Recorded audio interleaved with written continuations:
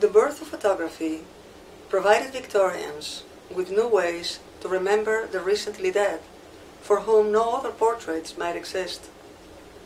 Photographers of the time advertised their services in newspapers, saying that they would go to the homes of people who had recently passed away, and they would pose them as if they were alive, with the aid of hidden props, surrounded by family members.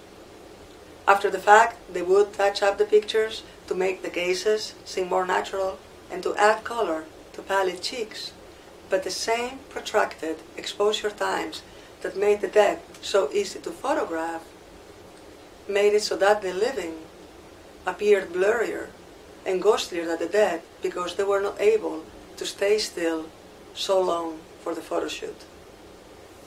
Hey, wake up! Have you heard the word I said? Did you put makeup on my eyelids again?